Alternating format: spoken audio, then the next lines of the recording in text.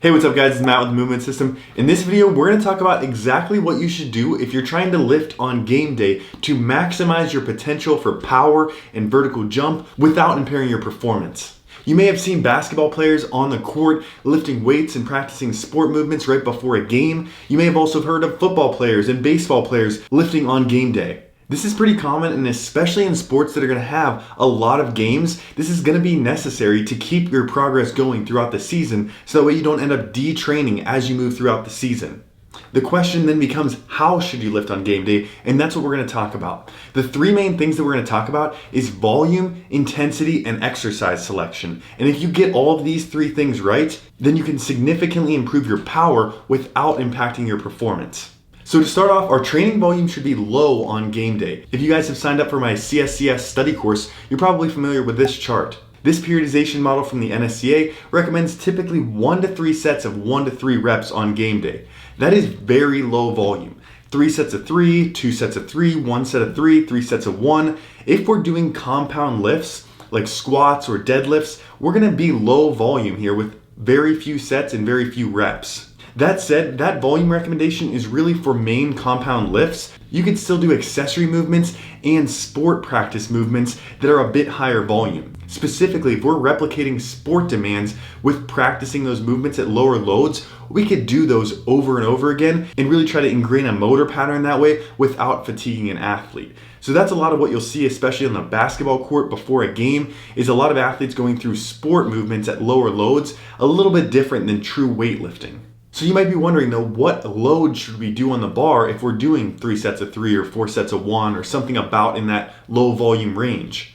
Typically, we want high intensity for this. So this is actually counterintuitive. A lot of people want to go light on game day, but you actually want high force here, at least 70% 1 rep max, typically closer to 80 to 90% 1 rep max. The reason for this is that we want to stimulate power and power production and potentiation. And there's actually research that we can have a positive potentiation effect, meaning increased force production for hours after a lift if we do it right, moving fast with heavy loads and at low volume. You could do these concentric only. Examples of that would be aggressive sled pushes, fast explosive concentric trap bar deadlift, or something like a power clean where you're just lifting the bar up to the shoulder level and then you're just dropping it and not controlling any eccentric lowering phase. This concentric specific training can be beneficial because the concentric part of the rep is not very fatiguing. It doesn't lead to a lot of micro trauma and micro tears in the muscle.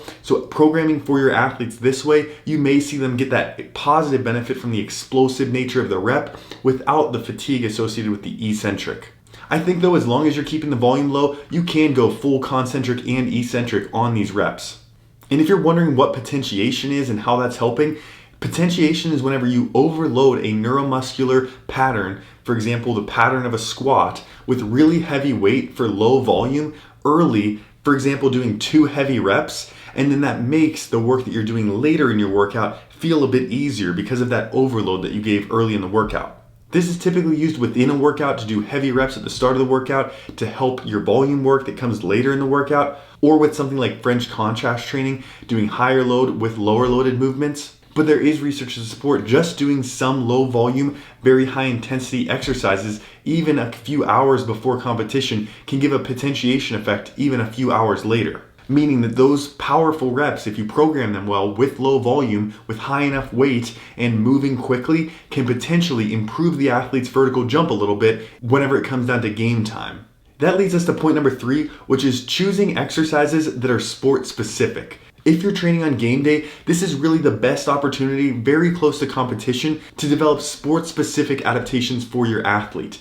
If your athlete's going to need to do vertical jump in their game, this is a really good time to practice the mechanics of vertical jump and do some drills that are going to immediately carry over to their performance. So whether this be drills that break down the vertical jump or components of the vertical jump, or change of direction, or technique drills that are going to help a lineman with their hand positioning, whatever that sport specific drill is, that's what you're going to want to practice as you get close to the game. I want to mention as well, it's really important to ask your athletes how they feel and to also just look at your athletes coming into the gym and see if they look like they're actually up for a lift right now. If they're already dragging and fatigued from the demands of their sport and from previous competitions and training, it may not be a good time to push. Whereas other athletes who are feeling bouncy and fresh and ready to go, they may be able to be pushed a little bit more on game day. So take into account the physiology of this, meaning that low volume, high intensity work and how that could impact their performance in a positive way, but also take into account the individual athlete's presentation, what they look like, and if they're actually up for it on game day. Hopefully that helps you decide how you and your athletes should train as you approach game day. Make sure you smash the like button if this video was helpful for you, and subscribe so you don't miss any future videos. Thanks so much for watching, guys, and I will catch you in the next one.